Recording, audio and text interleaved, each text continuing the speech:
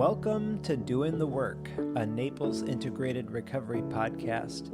My name is Brian, and this space is for anyone who's tired of surviving the same emotional and behavioral loops, whether that's anxiety, trauma, addiction, or problems in your relationships. Around here, we cut the surface level advice, no sugarcoating, no platitudes, no bumper sticker wisdom. We focus on clarity, responsibility, emotional discipline, and the courage to look at yourself honestly so that you can stop repeating the same old patterns and start living with intention instead of reaction. Let's get into it. Hey listeners, a few years ago, probably about 7 and change by the time that this airs, if you would have told me that I would have had 7 bird feeders outside of my house and would get genuinely excited watching a cardinal eat sunflower seeds, I would have thought that you had 2 heads or that something seriously wrong had happened to me, because that would sound like some soft, end-of-life aged suburban behavior, the kind of thing that people drift into once their nervous system has kind of given up on life and they start caring about, like, if they have a nice, comfortable pair of loafers and pleated khakis, maybe the weather or some good mulch, or if your favorite flashlight has fresh batteries. But I can tell you that by the time that this airs, Lord willing, I will have 7 years sober from drugs and alcohol and mind and mood altering substances. And I can tell you that now I go outside and just sit on my front or back porch and watch birds. And I notice a lot of stuff that I would have never seen 7 years ago. That a cardinal comes in and acts like he owns the place, or a crow shows up and starts acting like a fucking asshole and pushing all the other birds off of there, or a woodpecker lands and suddenly the whole feeder changes, and I watch all of it and I care, and that is really interesting. And I had to sit and wonder, how the fuck did I get to a place where I'm watching birds and I am so content? And my partner will sit out there and go, "What are you thinking about?" And I'm like, not a thing. I'm just watching birds. And my brain could not have allowed that 7 years ago. So why is that? Is that because, like, when you cross into your 40s that you just become a geriatric fuck? I don't think that that's it. There probably is something about midlife where your attention changes. And so I want to name with a few stories about how sick my brain used to be in active addiction and what neuroplasticity looks like, of how it can be rewired for something much healthier. But I'm going to try to do that without being jargony. So I can recall a few times when I was sick with addiction, watching people enjoy quiet things and me almost feeling offended by watching them so content with their quiet little things. And it was like contentment exposed something in me that I did not have the language for. And now we know that that is reward, salience, attention, addiction, consciousness, and the way that the mind colors whatever it touches. And birds are a great example of that, because the real subject is the receiver. What changed in me that made something this quiet become meaningful? Because the birds did not change over 7 years or become more alive. The world did not wait until I turned 40 to start offering small little pleasures. The change happened in my receiving system of the world. Addiction had shaped that system. My police experience had shaped that. Trauma, exposure, recovery, all of those things shaped it in slow and weird little ways that are easy to miss until you catch yourself drinking some tea and watching birds and feeling lucky that a cardinal showed up. Now, about a decade ago, when I was still very sick with addiction, I worked midnights as a police officer in the town where my mom lived. And sometimes during the shift, I would stop by her house and I'd come in, carrying my midnight shift cop nervous system with me, semi-alert probably, because since I had a serious alcohol problem, I was probably partially hungover, tired, caffeinated, scanning. And here is my mother, probably at this age or this time she was like, I don't know, 65, 70, and she's retired. She is awake late in her house because that is her rhythm, and she would just have this jigsaw spread across the table, a Hallmark Christmas movie playing in the background, and she makes this little content noise where she's like and so I call that squirreling. She's not even aware that she does this little content humming as she's just kind of scanning for pieces and just in this happy little world of a cardboard puzzle piece and predictable movie plot. And I remember looking at her with this confused irritation. Again, this is through the lens of addiction, that I almost had this disgust. Man, that sounds like a harsh word to use, but it was like puzzled contempt that I was like, this makes you happy? You're happy doing this? You're enjoying this? This is fulfilling for you? A puzzle and a movie where everybody knows the ending after the first 3 minutes? And the part that bothered me was that she was really happy. She was peaceful in a way that my sick brain could not understand. This was not performing contentment. Now, this is one of my bitches about AA, is that I see a lot of performative people that are like, I'm just happy, joyous, and free. No, you're not. It's evident in your behavior that you're not.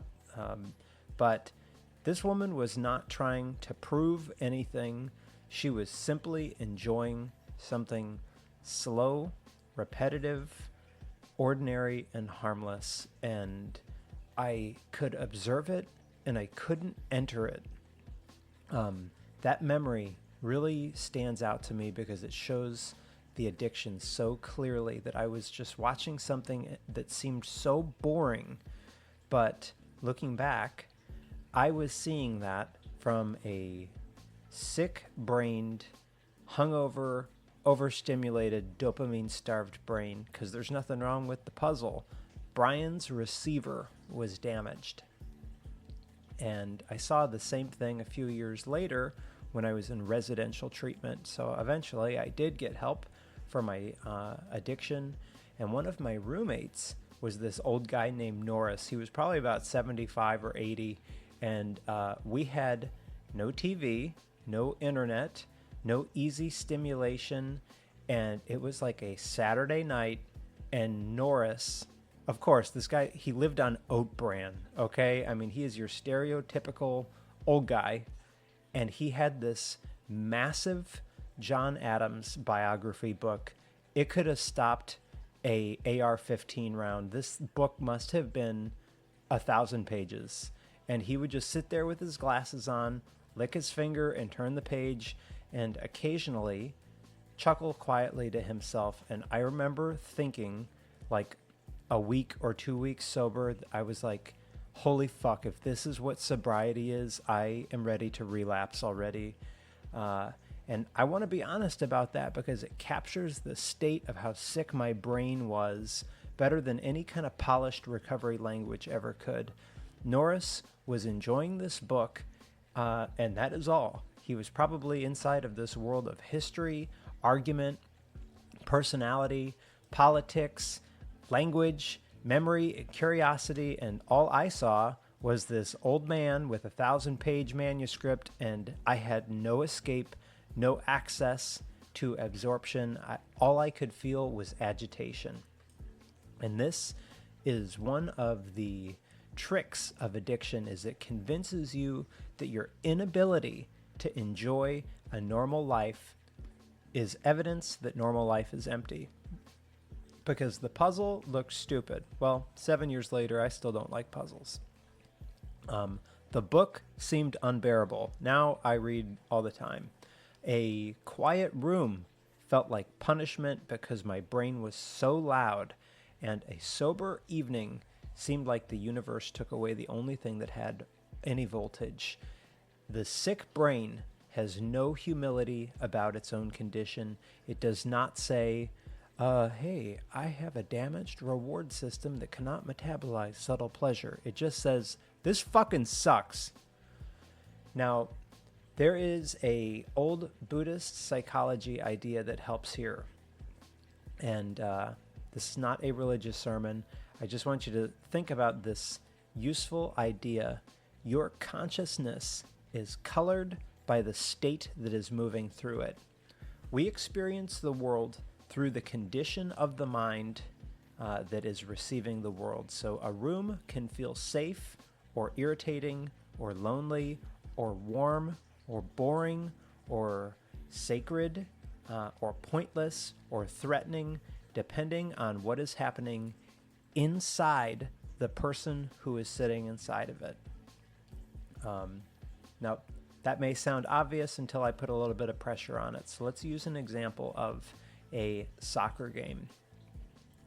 A mother is watching her daughter be the goalie, and she's seeing some potential danger of maybe getting a ball, to the face that knocks out a tooth, or maybe some pride or love for every moment that the ball is shifting around, and perhaps a hired driver is waiting to take home somebody else, and they're just sitting through the game with boredom and impatience. Or a referee that's present there might be thinking about the rules and spacing and whether something is a foul or control. These are all the same field, same sounds, same weather, same players, different consciousness. So that's my mom's puzzle. She's receiving this night through contentment, rhythm, familiarity, simple enjoyment, and I was watching this through disgust and fatigue, addiction, police patrol brain, and a reward system that was so fried that it constantly demanded a stronger signal. Same house, same puzzle, different world. Same with Norris and the John Adams book. He was receiving silence as a content space, and I was receiving silence as deprivation that was intolerable. And he was absorbed without being consumed, and I needed intensity to feel like I was alive. But we were sitting in the same treatment center, the same room in Naples, Florida, with two completely different experiences of reality. Addiction shrinks the field of significance. That's probably one of the cleanest ways to say it, because the brain starts assigning importance to smaller and sicker groups of cues. For example, the drink, the bottle, the bar, the phone, your drug dealer, the fantasy, the ritual, the secret, the escape, the relief. Those are the things that start to glow, and everything else gets pushed into the background. And this is where dopamine matters. Now, this gets talked about on TikTok and in shorts with people that probably don't really have a great understanding of it, almost to the point that it gets kind of ruined, because dopamine is not just about pleasure. It is about wanting, pursuit, prediction, cue learning, and salience.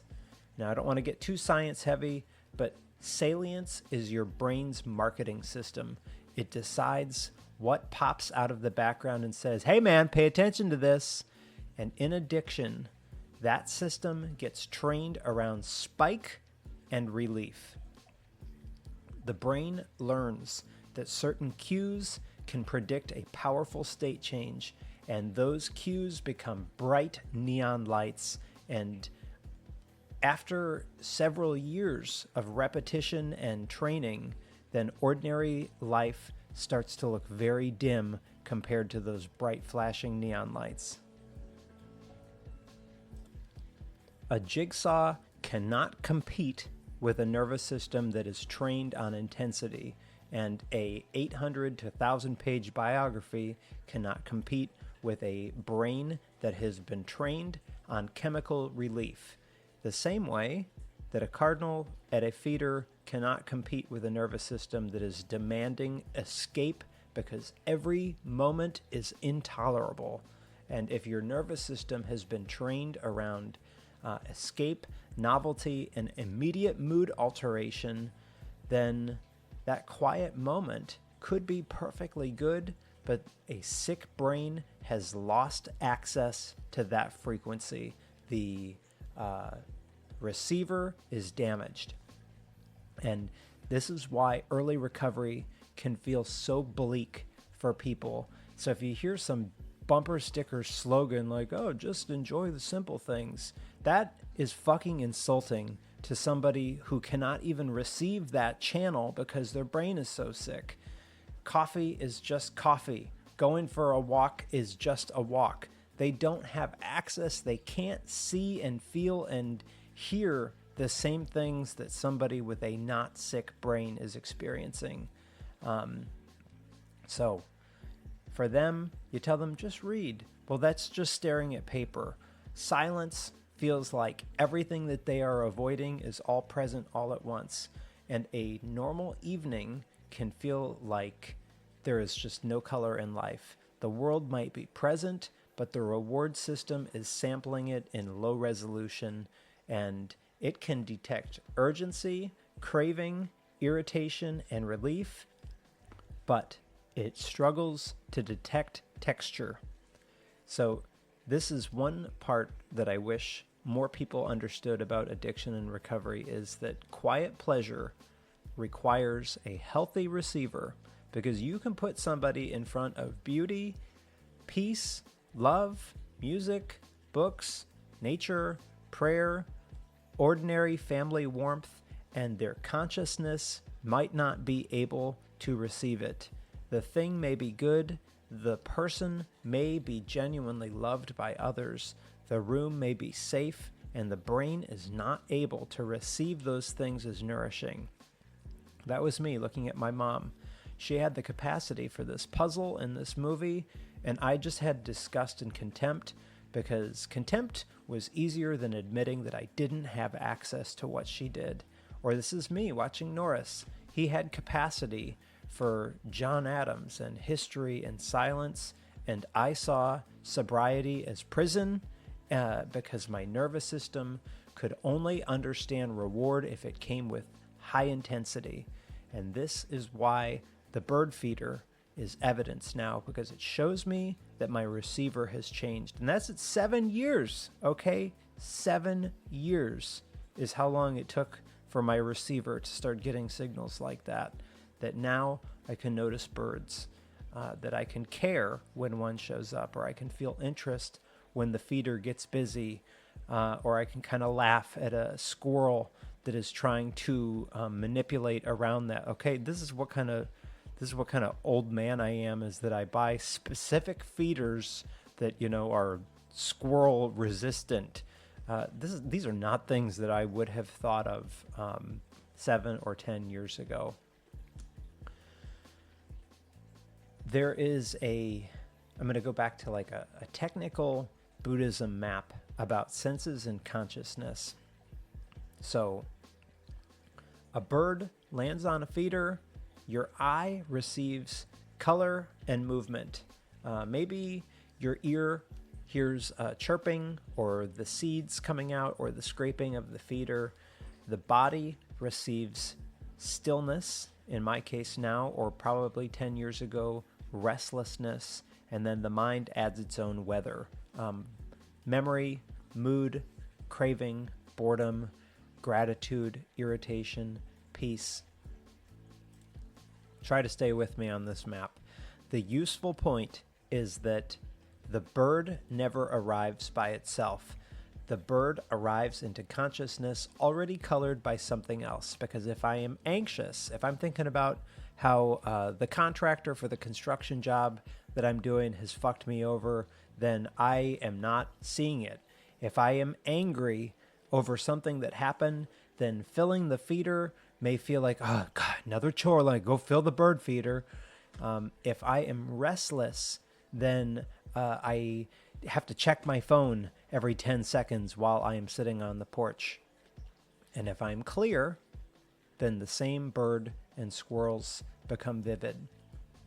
And this is why it can be helpful to practice some mindfulness of what state you are currently in and how you are receiving the moment. Because often we collapse the object and the state together. We say, this is fucking boring, when actually boredom may be the thing that is coloring consciousness. Or we say, this is unbearable, when really aversion is currently running the show. Or if you are maybe sick with addiction, then we say, I need relief, I need a drink, when what has really happened is craving has taken the microphone. That small separation matters, because once you can see the state, it can become less convincing. Modern neuroscience gives this a concrete mechanism that repeated states and repeated reactions shape your nervous system. The more that a pathway fires, the more available it becomes. The more often a cue predicts relief or intensity, the faster the brain tags that cue for the next time. So if the bottle, for example, is the thing that lights you up and says this is going to bring relief, then the brighter the neon sign for that. And addiction builds itself into your attention with repetition, and recovery also has to rebuild attention the same way. So they might say in AA meetings, and I think it's kind of accurate, that you can't walk 10 or 20 miles into a forest and then just turn around and think that you're going to be out. I don't think that it takes 20 years to get sick and then 20 years to get healthy again. But again, I do want to point out, at least for me, I was pretty sick with addiction for at least 15 years. And these are things that I'm noticing at year 7 on my journey back out of the woods. So that makes the bird feeder a tiny little neuroplastic training ground, because I fill it, I notice, I look again later, and some days I go out there and there's no birds on the bird feeder, and then other days there is just a whole little neighborhood, and I'm like yelling to my partner, get over here, look at it, hey, oh my God, there's 12 birds, look at all these birds. And over time, my brain learns that this is worth seeing. A small movement outside the window predicts something safe and interesting. Anticipation does not have to lead to damage. Reward can be clean. Surprise can happen without shame. And that all might sound so embarrassingly small, but small, repeated experiences is how your brain changes. And recovery is full of these tiny repetitions. A morning where you have some coffee can become enough. A conversation where you stay present without opening your phone 18 times to watch 2-second clips or scroll is enough. A piece of music that you have probably heard 50 times, you notice something different. So for me, as silly as that sounds, the bird feeder shows that my attention has come back toward life. My history also adds another layer, because my attention was professionally trained to scan when I was a police officer. Police work trains you to be watching people's hands, waistbands, exits, cars, doors, movement, tone, inconsistency, and if something feels slightly wrong, that is something that a police officer has to pay very close attention to.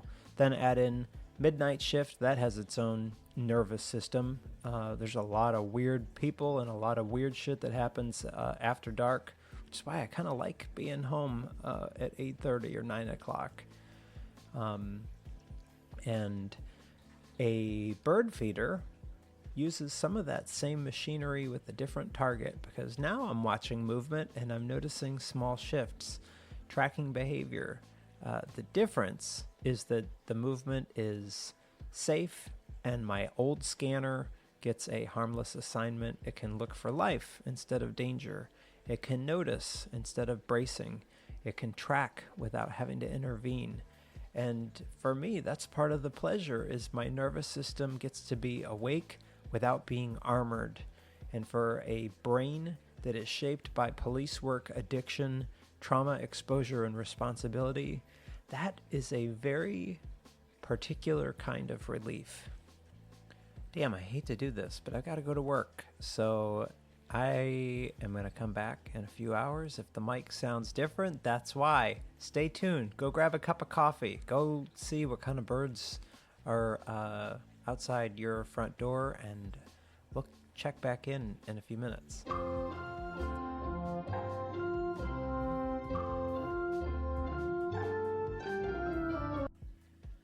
Hello, everybody. I am back after 8 clients, and I left off about the particular kind of relief. Sorry, I think that mic is a little close. There we go. So, if you were to go back a couple of podcast episodes, there's one where I talked about what Buddhism calls the 3 poisons, and I used an example of how that applied for me, and I'm going to re-reference that. There are healthy and unhealthy states that translate with addiction, and unhealthy roots, as I talked about in that episode, are grasping, aversion, and delusion, or not seeing clearly. Grasping says, I need more.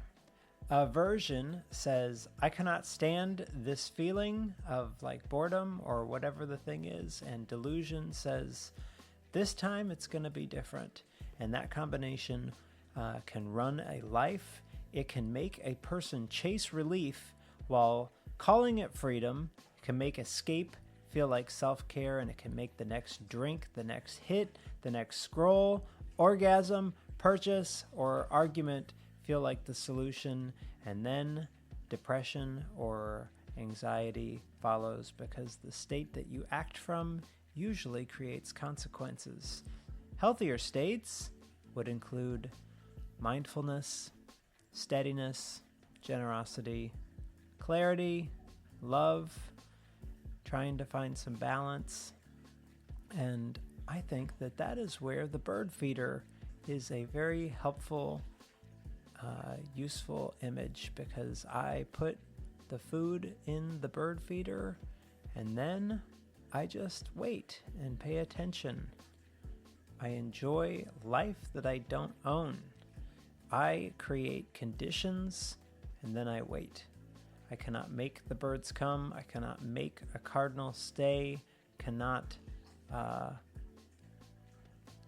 force that it's not going to be 4 crows. I can't schedule exact moments that give me pleasure, but I can participate, and then reality does what reality does. So I think that that is the healthier relationship with wanting, because addiction wants to control the state. It wants to change your mood right now. Remove this discomfort right now. Give me relief right now. And a bird feeder does not work that way. It works through conditions and patience and reception. And sometimes like I said, I yell to my partner, oh my God, there's 12 birds out here. And some days there is not a thing going on.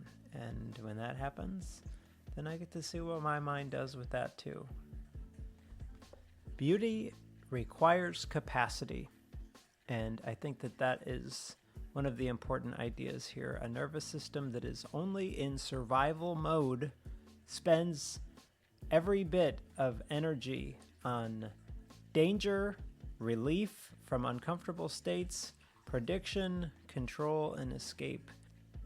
It does not have interest in subtle colors or small sounds or slow pleasure, or a 70-year-old person putting together a jigsaw puzzle. When the system is overloaded, that kind of beauty becomes very expensive, or your receiver just doesn't know how to tune into it. Most people know this without needing the science. When you are overwhelmed, music is noise. A loved one's voice may be a demand, or a sunny day does not even reach you. The world may have all of those qualities and inputs, but if your receiver is jammed, nothing's getting through there. So that helps me understand my mom's puzzle making, or not puzzle making. She's a card maker. Her puzzling and her squirreling, and that doesn't make me any wiser. It shows that she was available to that moment, and I was armed against it. Just like Norris in his book, I was trapped in my own need for stimulation, and now I can very happily watch birds and squirrels, and I feel like I am watching capacity return in a very ordinary form. My system can take in something that is small and find it very rewarding without it needing to be like blasted open like a cop kicking a door down. So the birds are showing me that recovery can reprogram your attention, and it's more than abstinence. I mean, sure, it's great to have fewer consequences, maybe to not piss the bed when you are sleeping, to have improved relationships or a cleaner conscience. Those things are all great, but recovery can also change what the brain marks as worth noticing, and it changes what can enter consciousness as meaningful. So Billy's puzzle, Norris's book, Brian's 700 bird feeders, because I'm still a fucking addict. They are all the same lessons across different years. A mind colored by grasping struggles to understand what it means to be content, and a mind that is covered by aversion struggles to understand how to be still, and a mind that is colored by craving cannot understand what enough means. But when the coloring changes, the same world can start to show up differently. And this is humbling because I have certainly mistaken mind states for reality more times than I can count. It's also helpful because states can be seen and trained. Your brain can learn new salience. Your reward system can regain range. Consciousness can become less crude, and a life that once felt like nothing but punishment can become textured again. A puzzle can be satisfying. A book can be a great experience. And a bird eating seed can hold attention without owning you. So, why do I care about birds? Because my brain finally allows me to, I guess. Because my consciousness can. Because the receiver has changed enough to let them in. And years ago, I would have walked past that same category of experience and felt absolutely nothing or contempt. Oh, this gives you pleasure? This is what like a nice life looks like to you? No. And today, I can stand at the window and genuinely feel interested watching a blue jay eat. Wow. That is a small thing from the outside and a large thing from the inside, because these feeders, they're not magic. These birds aren't rescuing me. Nature didn't cure addiction. This is just a real life example of consciousness getting its color back after years of being trained towards intensity, relief, threat, and escape. So now I think about my mom doing her puzzles, and how at one time I wondered, how on earth is this satisfying for you? Or Norris with his John Adams book. I've got to look that up on Amazon and see if it's as thick as I remember it being.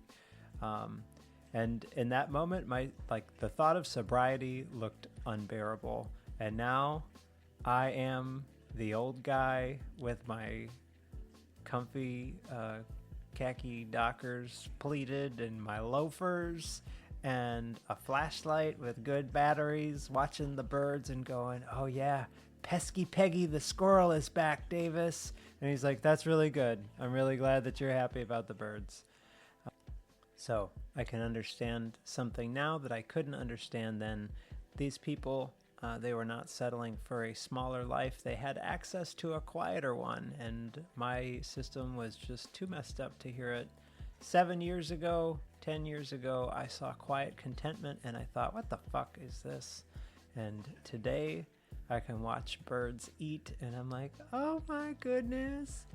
Same kind of ordinary life. Different mind, receiving it, and that is the whole point. Thanks for listening. And that's doing the work. So hope that you're doing yours as well. Thanks for spending the time with me. If you found this episode helpful, please share it with somebody who may need to hear it. Be kind to yourself, be kind to people around you. Remember that we're all doing the best that we can with the tools that we currently have, and we're all capable of growing past that. If you'd like to reach out or connect, send me an email, brian@naplesintegratedrecovery.com. I hope to hear from you there. In the meantime, thanks again for listening. I'll see you on the next one.